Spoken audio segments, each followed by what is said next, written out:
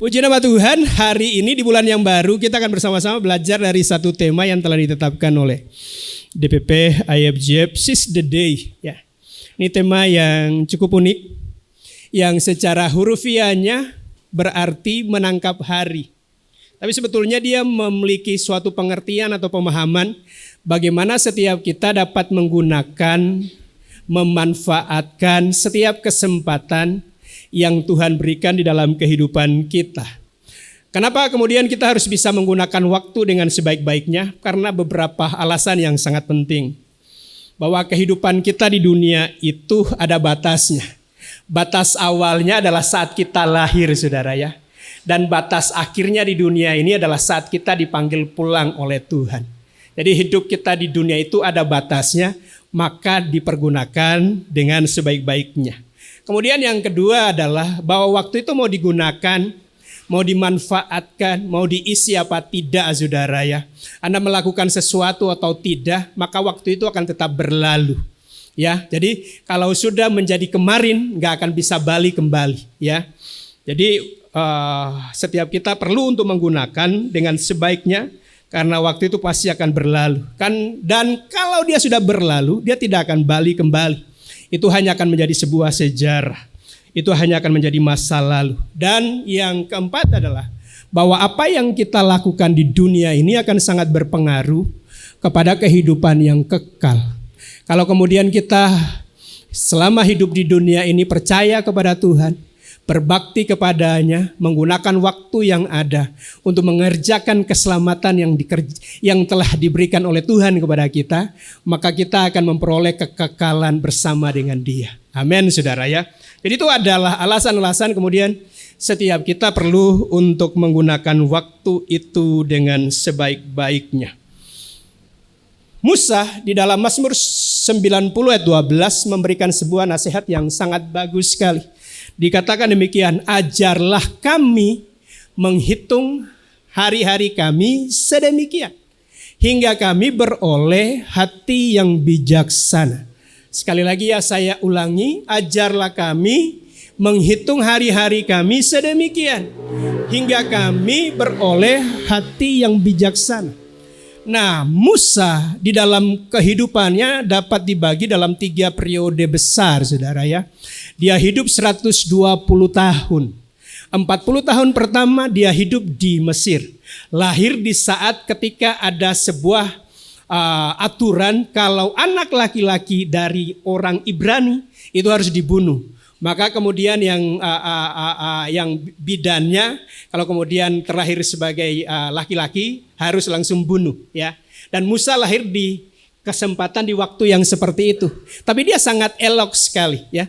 Sudah diasuh selama 3 bulan, kayaknya ini akan bisa ketahuan. Maka kemudian akhirnya dia dialirkan ya, ditaruh di sebuah tempat ya, keranjang yang kemudian ditaruh ya, supaya tidak masuk air dan dialirkan. Dan tidak kebetulan kemudian putri Firaun turun ya ke sungai itu. Dan kemudian bisa melihat ada bayi yang lagi nangis. Dan dia berkata, oh pasti ini adalah anak orang Ibrani. Dan kemudian Musa diangkat ya. Dan dia dijadikan anak oleh putri Firaun. Selama 40 tahun dia hidup di Mesir. Dididik dengan prinsip, dididik dengan nilai-nilai Mesir, saudara ya. Dia bertumbuh besar menjadi seorang panglima. Dan dia menjadi seorang arsitek. Karena sejarah menulis dia membangun 2 buah kota, Ramses dan Tebes. Dan itu 40 tahun perjalanan Musa periode pertama. Kemudian ada peristiwa di mana dia mau bela saudara-saudaranya ketika mandor Mesir mau melakukan sesuatu kekerasan ya kepada saudara-saudaranya. Dan akhirnya dia bunuh mandor Mesir, dia mengalami ketakutan dan lari ke Midian. Dan hidup di sana 40 tahun menjadi gembala kambing domba kepada imam di Midian dan diberikan seorang istri ya, Sifora, dan kemudian melahirkan anak-anak laki-laki bagi dia selama 40 tahun. Dan kemudian di bagian periode terakhir adalah bahwa dia memperoleh sebuah panggilan dari Tuhan. Tuhan dengan cara yang sangat luar biasa datang kepadanya di dalam suatu nyala api, di mana kemudian semak-semak ya belukar yang ada di sekelilingnya tidak terbakar. Kemudian memanggil Musa untuk sebuah panggilan membebaskan umat Israel dari perbudakan di tanah Mesir. 40 tahun itu dia gunakan untuk apa? Untuk membawa orang Israel keluar dari tanah Mesir. Musa begitu setia di dalam periode akhir daripada kehidupan. Sampai kemudian hal-hal yang luar biasa. Kalau kita ya klik kata Musa di Alkitab, dia akan menjadi nama yang paling banyak muncul. Ya, jadi bersama dengan Daud itu adalah sangat dominan sekali. Kedua nama itu muncul di Alkitab. Melalui Musa lah kemudian diturunkan 10 perintah Tuhan yang mengatur hubungan antara manusia, ya secara khusus orang Israel dengan Tuhan, dan mengatur hubungan dengan sesama. Dan kemudian ada sekitar 500-an atau 600-an yang merupakan peraturan atau hukum yang merupakan turunan daripada 10 hukum itu atau 10 perintah itu. Sampai hukum Taurat itu berlaku sampai Kristus datang. Jadi itu penting. Makanya kemudian karena dia menggenapi akan panggilannya, dia mengajarkan kepada setiap kita untuk menghitung hari-hari kita. Supaya kita beroleh hati yang bijaksana. Seorang dokter bernama Richard Swenson, dia kemudian menulis sebuah artikel yang bisa membuat seseorang itu waktunya bisa dirampas atau dirampok oleh hal-hal yang menyebabkan orang itu terlalu berlebihan di salah satu kegiatan. Bisa dibuka gambarnya ya. Jadi dia kemudian mendefinisikannya sebagai overload bagi seseorang. Orang itu bisa overload dengan pekerjaan. Jadi bangun pagi hari, apalagi kalau di kota besar. Kalau masih ingat ceritanya masih ingat ceritanya Pastor Ando ya. Dia kalau pergi berangkat kerja itu harus pagi-pagi benar, menghindari macet. Dan kemudian nanti pulangnya ya bisa bekerja, kemudian pulang menghadapi kemacetan. Ditambah lagi kalau orang orientasinya kepada materi, maka dia bisa lembur, jadi menghabiskan, terlalu overload dengan pekerjaan. Dan tujuan dari pekerjaan itu apa? Untuk mendapatkan materi. Ya, jadi overload di dalam hal materi. Kemudian dia menulis lagi bahwa seseorang bisa overload dengan informasi. Sebagai contoh seorang dokter, untuk dia itu bisa up to date, untuk terus mengikuti perkembangan dunia kedokteran. Supaya dia terus bisa terpakai dengan setiap perkembangan di kedokteran itu, dia harus bisa membaca 220 artikel dalam 1 bulan, saudara. Jadi overload dengan hal informasi. Kemudian overload dengan komitmen. Komitmen ini bicara mengenai apa? Seseorang itu terlalu banyak membuat janji sehingga hidupnya kesana, kesini, kemari, ke situ, saudara ya. Seperti itu untuk apa? Begitu banyaknya aktivitas yang harus dia penuhi dengan komitmen itu. Nah, setiap kita perlu untuk kemudian dalam kehidupan ini harus menyeimbangkan segala sesuatunya. Kenapa demikian? Karena kita ini adalah manusia roh yang tinggal dalam tubuh yang memiliki jiwa, saudara. Kita terdiri dari tubuh, jiwa, roh. Ada bagian-bagian yang harus kita manage dengan baik supaya kehidupan kita itu seimbang, saudara. Amin. Ya, antara yang spiritual, yang rohani, dan kemudian yang lahiriah jasmani, dan yang berkaitan dengan jiwani. Nah, hari ini kita akan belajar daripada apa yang disampaikan oleh Rasul Paulus di dalam Efesus 5 ayatnya yang ke-15 sampai 17. Dikatakan seperti ini, karena itu perhatikanlah dengan seksama bagaimana kamu hidup. Janganlah seperti orang bebal, tetapi seperti orang arif. Dan pergunakanlah waktu yang ada, karena hari-hari ini adalah jahat. Sebab itu janganlah kamu bodoh, tetapi usahakanlah supaya kamu mengerti kehendak Tuhan. Nah, mari kita lihat ada 2 bagian yang penting yang bisa kita pelajari. Bagaimana setiap kita bisa mengatur waktu kita, memanage waktu kita, mempergunakannya. Supaya kita tidak terhitung sebagai orang bodoh, sebagai orang bebal. Hal yang pertama adalah perhatikanlah. Nah, perhatian ya. Bahwa kata perhatikan itu dari bahasa, kalau dari King James Version-nya ditulis sih, melihat, saudara. Tapi kemudian dalam kata perhatikan ini ya, di dalam bahasa aslinya, bahasa Yunani adalah blepo, ya, blepo. Dia memiliki demikian banyak sekali pengertian, saudara, yaitu mengamati, mencamkan, bersikap hati-hati, mengingat, awas, dan waspada. Jadi boleh dikatakan seperti ini, karena itu ya, di ayat 15-nya ini, karena itu camkanlah ya, dengan seksama bagaimana kamu hidup. Atau karena itu bersikap hati-hatilah dengan seksama bagaimana kamu hidup.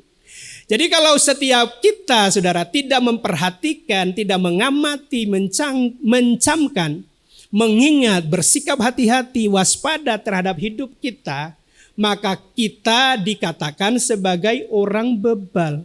Karena dari kata perhatikan ini dilawankan dengan kata bebal. Nah, bebal itu sendiri apa sih? Bebal itu adalah orang yang gak peduli yang dia lakukan itu dosa apa enggak, saudara. Jadi gak peduli nih, ini dosa, ini enggak peduli. Atau bebal itu adalah dia secara berulang-ulang melakukan dosa. Nah, kalau kemudian kita tidak memperhatikan bagaimana kita hidup, kita modelnya bebal, saudara. Katakan kiri kanan, jadilah orang arif. Jangan bebal. Hal yang kedua adalah pergunakanlah. Katakan bersama, pergunakanlah. Ayat 16 sampai 17 dikatakan seperti ini. Dan pergunakanlah waktu yang ada. Karena hari-hari ini adalah jahat. Sebab itu janganlah kamu bodoh. Tetapi usahakanlah supaya kamu mengerti kehendak Tuhan. Jadi untuk kita memanage, untuk kita mengelola, mengatur, mempergunakan waktu kita perlu untuk mengerti kehendak Tuhan dalam hidup kita dan harus mempergunakan waktu itu, saudara. Kalau kita tidak pergunakan, maka kita dikategorikan sebagai orang bodoh. Gak ada yang mau bodoh kan di sini, amin, saudara? Ya, amin. Nah, jadi kita harus bisa mempergunakan sebuah survei, ini sih untuk orang Amerika. Survei untuk orang yang usianya 70 tahun. Di dalam dia menggunakan waktunya, saudara ya. Survei kalau kita baca di materi yang di Warta Jemaat itu 60 tahun. Ya, 60 tahun. Sebetulnya hampir-hampir mirip lah. Cuma kalau 60 tahun kayaknya tidak alkitabiah menurut saya lah begitu. Karena ada firmannya, kalau Mazmur 90 ayat 10, masa hidup kami 70 tahun. Jadi saya ambil survei yang 70 tahun. Dan dalam 70 tahun itu waktunya digunakan untuk apa saja. Pertama, tidur. Ya pasti tidur lah semua ya. Nggak ada yang nggak akan tidur. 8.395 hari atau setara dengan 23 tahun. Hampir sepertiga dari hidupnya, saudara. Dihabiskan dengan tidur. Ya bisa dipahami kalau orang ya mungkin normal 6-8 jam. Kalau dewasa. Ya kalau kemudian dia pekerja ya bisa 5 jam. Presiden kita 4 jam, saudara ya. Ya mungkin untuk waktu-waktu kalau kemudian dibutuhkan kesibukan yang sangat 4 jam. Tapi kita harus ingat juga bahwa ketika lahir sampai umur sekian masih baby itu kebanyakan apa, saudara? Tidur, saudara. Jadi persentasenya ya bisa dimaklumi lah 23 tahun. Karena 1-5 ya kebanyakan paling ya banyak tidur lah ya untuk anak-anak. Kemudian setelah itu tidur normal ya. Kemudian yang berikutnya adalah bekerja 5.840 hari atau setara dengan 16 tahun, 22,8%. Ya kayaknya dia tidak masuk kategori workaholic lah, saudara ya. Karena kelihatannya ini adalah waktu yang normal. Kalau dari 70 tahun, 16 tahunnya dia kerja. Kemudian nonton TV, saudara, 2.920 hari, 8 tahun. Atau setara dengan 11,4%. Untuk makan dan bepergian sama, saudara, 2.190 hari atau 6 tahun atau 8,6%. Kalau mungkin ini di survei di Tondano, saudara, kemungkinan bisa lain, saudara ya. Untuk makan ini bisa lebih harinya, saudara. Karena apa-apa makan, saudara. Udah kalau ngumpul makan, saudara. Mau di acara apa, mau suka, duka, ria, gembira. Pokoknya makan, saudara. Nah bepergiannya sama 8,6% atau 6 tahun. Tapi mungkin survei ini kalau disurvei untuk Pak Edwin kayaknya kurang ini 2.190 karena hari-hari hidupnya banyak di dalam perjalanan, saudara ya. Kemudian untuk santai 1.642,5 hari setara 4,5 tahun atau 6,5%. Sakit, saudara, 1.460 hari atau 4 tahun 5,7%. Kemudian berdandan, saudara, 730 hari sama dengan 2 tahun atau 2,8%. Saya berpikir kalau berdandan ini kemungkinan ini seorang wanita, saudara ya, seorang wanita. Atau bisa saja pria, saudara. Kalau kemudian dia pembawa berita di televisi, dia kan harus sering tampil, pasti berdandan. Atau kalau dia I.O. sebuah acara pernikahan, kemudian banyak sekali permintaan, ya dia harus berdandan, bukan? Atau jadi MC, betul ya, Junior ya. Kalau MC harus berdandan lah ya. Jadi kalau laki-laki ya mungkin pekerjaannya seperti itu. Dan yang terakhir adalah beribadah 182,5 hari atau hanya 6 bulan. Setara dengan 0,7%, gak sampai 1%. Kalau melihat dari data ini, saudara, kira-kira apa yang bisa dirubah? Kita kan mau untuk menjadi orang yang bijaksana. Kayaknya sakit lah, ya sepakat lah, dikurangi lah ya sakitnya. Supaya kita hidup sehat lah ya.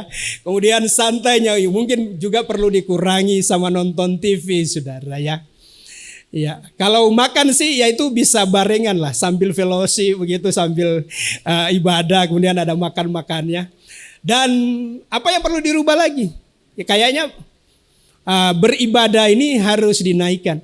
Saya sih bisa melihat, membaca data ini, kalau ibadahnya kemungkinan ada 3, saudara.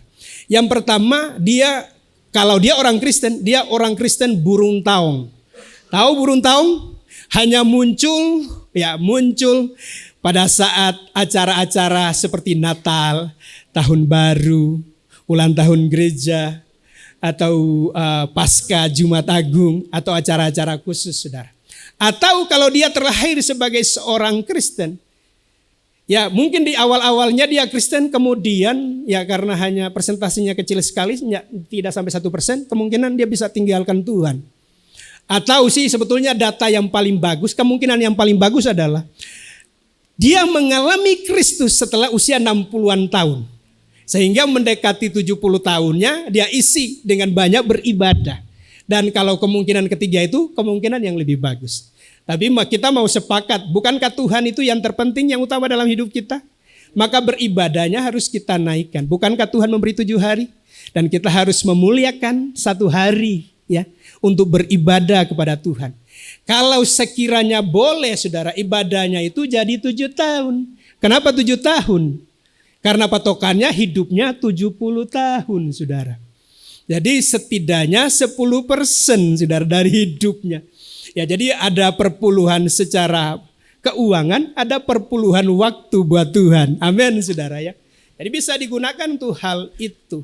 Nah maka karena itu, saudara, karena ini patokannya 70 tahun, ya setiap kita bisa saja melebihi itu, saudara, di atas daripada 70 tahun, atau mungkin tidak mencapai 70 tahun. Kemungkinan itu kan bisa terjadi kepada setiap kita. Maka pada hari ini, kalau kita mau menjadi orang yang bijaksana, kita bisa melihat akan umur usia kita ini udah berapa tahun. Buat Ivan yang ulang tahun pada hari ini, kalau batasnya 70 berarti masih ada 26 tahun. Lumayan panjang, saudara, untuk mengubah persentase, untuk mengubah waktu-waktu yang digunakan dalam hari-hari ke depan. Ya, kalau kemudian semakin tinggi usianya, maka semakin kecil kemungkinan untuk mengubah persentase ini. Tapi kalau semakin muda kita, semakin besar peluang kita untuk kemudian mengubah akan persentase di dalam survei ini buat kita. Mau jadi orang bijak? Amin, saudara. Maka data ini harus kita ubah buat diri kita sendiri. Dan saya ingin memberikan sebuah ilustrasi yang sederhana, saudara. Kelihatan dari situ? Kelihatan ya? Kalau ini toples ini diumpamakan sebagai waktu kita dalam 1 tahun ya, dalam 1 tahun lah. Atau ada yang mungkin menggunakannya sebagai 1 bulan, atau mungkin lebih kecil 1 minggu, atau lebih kecil lagi 1 hari. Tapi kita sepakat 1 tahun lah. Karena agendanya kan dalam 1 tahun itu bisa beda-beda. Ada hari-hari tertentu begitu padat dengan pekerjaan, ada hari tertentu mungkin kegiatan lain. Kita gunakan bahwa toples ini adalah ukuran waktu kita 1 tahun. Maka kalau kemudian yang terutama, yang terpenting untuk kita bisa mengelola, memanage, menggunakan waktu kita dengan bijaksana, tidak menjadi orang bodoh, maka kita harus bisa memberikan suatu prioritas di dalam kehidupan kita. Jadi ada prioritas yang pertama, kedua, ketiga, keempat, dan seterusnya. Kalau kemudian kita menganggap bahwa hal-hal yang memiliki nilai kekekalan itu adalah penting, menganggap bahwa Tuhan itu seperti kata Pastor Eren minggu yang lalu, dia nggak bisa hidup tanpa Tuhan. Dia bisa hidup sekalipun dia sangat menyayangi, sangat mencintai Yuda dan Betel, tapi dia bisa hidup tanpa keduanya, saudara. Tapi dia tidak bisa hidup tanpa Tuhan. Maka hal-hal yang spiritual, hal-hal yang rohani, kalau kita berpikir untuk kekekalan, itu yang harus menjadi prioritas kita di dalam mengisi hari-hari kita, saudara. Apa yang membuat kita menjadikan Tuhan itu sebagai prioritas? Kegiatan apa? Yaitu hubungan kita pribadi dengan Tuhan. Melalui apa, saudara? Melalui doa, melalui firman, melalui pujian dan penyembahan kita kepada. Dilakukan secara pribadi, saudara. Kalau itu Tuhan itu penting. Kita belajar ya di kelas KAM, saudara. Setiap hari bersama dengan Kristus. Itu adalah suatu tuntunan buat setiap kita untuk membangun kehidupan yang karib. Kalau Kristus itu adalah yang utama, yang terpenting dalam hidup kita. Amin, saudara. Maka kita harus utamakan itu. Kemudian hal apa lagi, saudara, yang penting dalam kehidupan kita? Kalau untuk hal yang rohani, saya yakin beribadah itu adalah hal yang penting. Amin, saudara. Bahkan kemudian Paulus memberikan sebuah nasihat supaya setiap kita jangan menjauhkan diri dari pertemuan ibadah. Maka pertemuan ibadah kita itu harus menjadi yang penting, saudara. Amin, saudara. Bahkan di bagian lain dia berkata kepada Timotius, latihlah dirimu untuk beribadah. Karena ibadah itu mengandung janji, baik untuk hidup masa kini maupun masa yang akan datang. Latihan badannya itu terbatas, ya. Nah, bicara latih itu berarti apa? Itu berarti ada kedisiplinan di sana, saudara. Ya terkadang mungkin ada hal-hal tertentu, ada alasan-alasan yang bisa kemudian membuat kita bisa absen dari beribadah. Tapi kita perlu untuk melatih. Karena apa? Karena untuk beribadah kepada Tuhan itu adalah sesuatu yang merupakan wujud bahwa kita itu menjadikan Tuhan sebagai yang utama. Karena kalau bicara latih ya kita harus bisa memaksakan diri.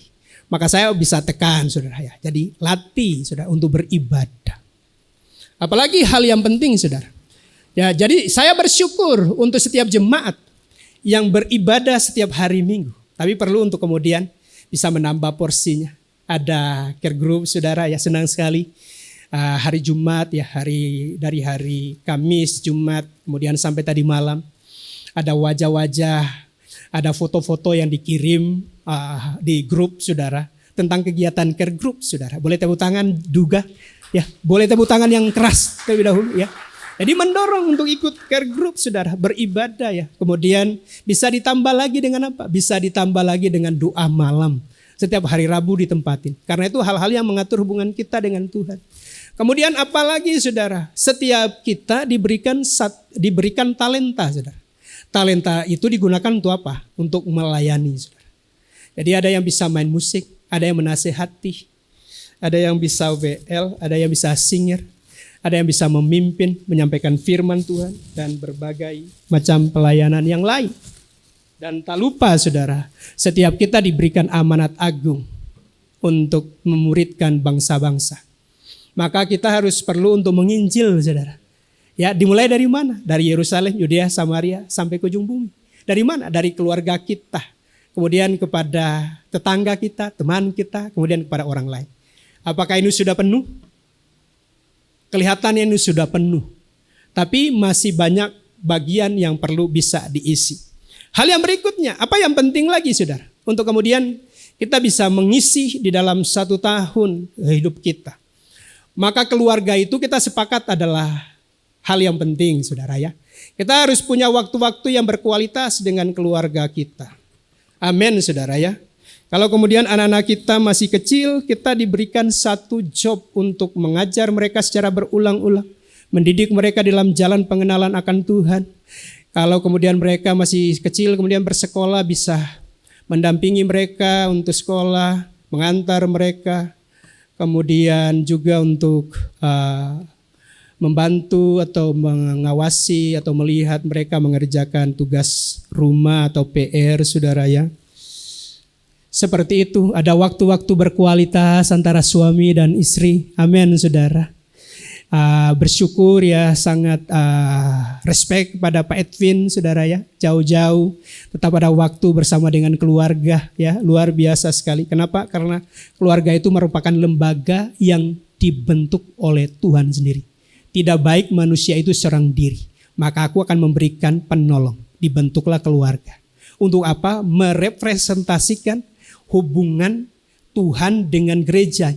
Seperti suami mengasihi istri, demikian Kristus mengasihi gereja. Seperti istri yang tunduk kepada suami, demikian gereja tunduk kepada Yesus Kristus. Hal yang berikutnya apa lagi, saudara? Bekerja, saudara. Ya, bekerja, berusaha.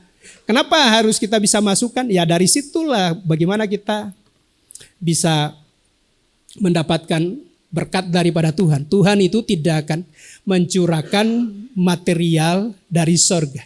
Dia akan pakai usaha pekerjaan kita untuk memberkati kita. Kalau orang yang tidak bekerja, janganlah dia makan. Dan ini bukan berdasarkan kepada jumlah secara kuantitas, ini kualitas. Jadi yang prioritas yang dimasukkan lebih dulu. Ya. Kalau untuk anak-anak yang lagi sekolah, yang lagi kuliah, ya kuliah itu yang dimasukkan, saudara ya. Jadi hal-hal yang seperti itu ya, yang kemudian bisa diisi, kelihatannya sudah penuh. Kelihatan sudah penuh, tapi masih banyak bagian-bagian yang masih bisa dimaksimalkan. Apalagi yang perlu untuk kita lakukan? Yang perlu kita lakukan adalah seperti misalnya hal-hal yang lain, kayak olahraga ya. Seperti Gary yang hobi sekali suka berolahraga lari. Masih lari, Ger? Masih ya.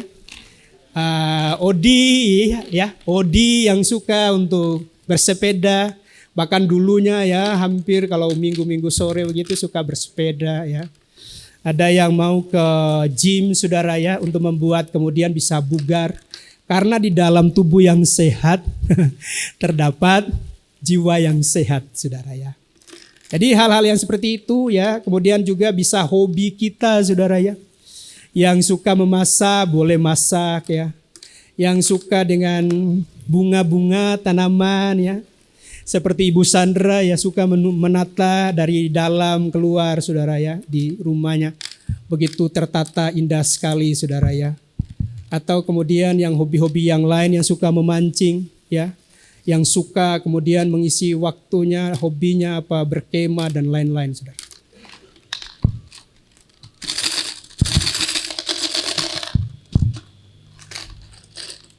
Apakah sudah kelihatan penuh? Kelihatan penuh. Tapi sebetulnya masih ada bagian yang bisa dimaksimalkan. Maka kemudian prioritas berikutnya adalah kita bisa healing lah, healing. Ya. Ini kelihatan kecil, tapi sangat bagus sekali, ya. Jadi orang yang bisa mengatur kukunya, hari Sabtu kemarin saya mendoakan usaha dari Aurel ya, yang mengatur supaya kukunya jadi cantik sekali berwarna-warni ya. Kemudian ada yang bisa mengatur rambutnya ya. Ada Cinori ya yang punya salon, saudara ya. Ya, atau yang suka healing dengan model-model yang lain boleh. Ya. Kalau kita masukkan healingnya di awal, kemungkinan yang prioritasnya enggak akan masuk, saudara. Sudah kelihatan penuh? Kelihatan penuh. Tapi masih bisa ada ruang lah, saudara. Jangan lupa untuk kita ya, mungkin di bagian ini juga ya seperti nonton. Karena berita itu penting supaya kita tidak ketinggalan, saudara ya. Ada hiburannya ya. Kalau suka nonton drakor ya, atau film atau sport, saudara ya. Saya suka bola ya, tadi malam nonton Arsenal ya. Di tengah persiapan setelah menyembah saya nonton Arsenal dengan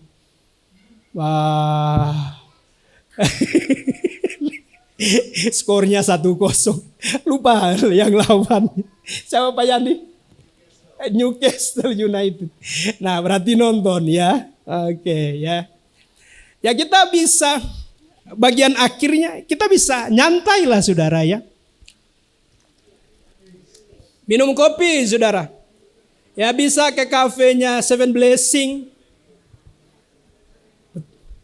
Yang kapan dibukanya? Nanti akhir tahun lah ya. Atau yang punyanya Veggie ya. Nanti sedikit akan selesai lagi, bisa nongki-nongki lah ya. Hang out saudara di tempat itu. Sambil kemudian menikmati ya. Kalau yang nggak bisa kopi ya teh. Kalau nggak bisa teh ya air putih saudara ya. Sambil kemudian bisa melakukan hal yang santai seperti itu.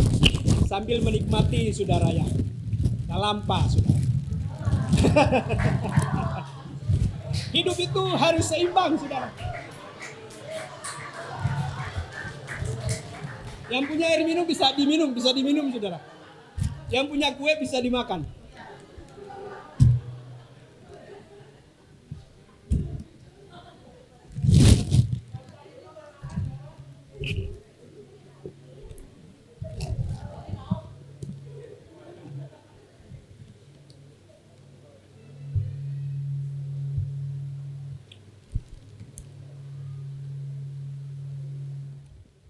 Kalau kita menggunakan waktu yang seperti ini, saudara, maka waktu kita bukan menjadi waktu yang jahat. Amin, saudara. Karena diisi, dimanage dengan baik. Maka setiap kita perlu untuk kemudian melakukan perenungan. Apakah kita menjadi bijaksana apa tidak? Karena Tuhan itu adil. Usia muda, usia tua, mau pekerjaan apapun, aktivitas apapun, setiap kita diberikan waktu yang sama. 365 hari dalam setahun, saudara. Nah, kita mau mengisi apa, saudara? Waktu-waktu kita. Dengan hal-hal yang sudah saya sampaikan, memprioritaskan Tuhan apa tidak. Saya ingin ke kehidupan daripada Paulus. Bisa dibuka dalam Kisah Para Rasul. Kisah Para Rasul 28 ayat 30 sampai 31. Dan Paulus tinggal 2 tahun penuh di rumah yang disewanya sendiri. Disewanya sendiri itu ia menerima semua orang yang datang kepadanya dengan terus terang dan tanpa rintangan apa-apa. Ia memberitakan kerajaan Allah dan mengajar tentang Tuhan Yesus Kristus. Kita tahu kehidupan Paulus setelah perjumpaan yang mengubahkan hidupnya dalam perjalanan ke Damsyik. Maka dikatakan dalam beberapa hari kemudian dia mulai menginjil, saudara. Kehidupannya setelah perjumpaan itu diisi dengan apa? Diisi dengan memuridkan. Diisi dengan menjadi pemimpin buat para pemimpin. Gembala bagi para gembala. Menyampaikan penguatan, mengunjungi setiap jemaat, bahkan menulis setiap surat. Itu yang dia lakukan. Nah, setiap kita, saudara, bisa kemudian membuat suatu perenungan bagi masing-masing kita. Apakah kita mengisi yang dengan hal-hal yang produktif? Dengan hal-hal yang memiliki nilai kekekalan, saudara. Kita sendiri yang perlu untuk bisa menjawab. Saya ingin ke bagian yang terakhir. Setelah itu kita akan bersama-sama masuk dalam perjamuan kudus. Sebuah patung. Gak tahu sejak kapan dia ditaruh. Tapi ini di sebuah wilayah yang bernama Yunani. Bisa dibuka? Ya. Dan di patung itu di sampingnya ada satu prasasti. Yang merupakan suatu dialog antara seseorang dengan patung itu. Jadi pertanyaannya seperti ini ya dialognya. Siapa namamu hai patung? Aku dipanggil kesempatan. Siapa yang memahatmu? Lisipus. Mengapa engkau selalu siap untuk menunjukkan betapa cepatnya aku berlalu? Tetapi mengapa rambut di dahimu begitu panjang? Agar orang bisa menangkapku ketika berjumpa denganku. Lalu mengapa kepalamu botak di belakang? Jadi kalau kita nonton film-film kung fu, saudara. Ini kebalikannya. Kalau kungfu kan botak depan, panjang belakang, saudara. Jadi bisa dipegang bagian belakangnya. Kalau yang ini botak belakang, panjang depan. Kalau pastor kan botak dari depan sampai belakang, saudara. Kenapa kemudian rambut belakang mengapa kepalamu botak di belakang? Untuk menunjukkan bahwa sekali aku lewat, aku tidak dapat ditangkap, saudara. Apa ini artinya buat setiap kita? Intinya adalah bagaimana setiap kita bisa memanfaatkan, menggunakan waktu kita dengan bijaksana. Ingatkan sekali lagi kiri kanan, jangan bodoh.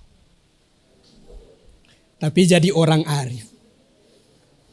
Anda diberkati dengan firman Tuhan, kita siapkan kehidupan kita untuk bersama-sama masuk dalam perjamuan kudus. Terima kasih Tuhan untuk firman.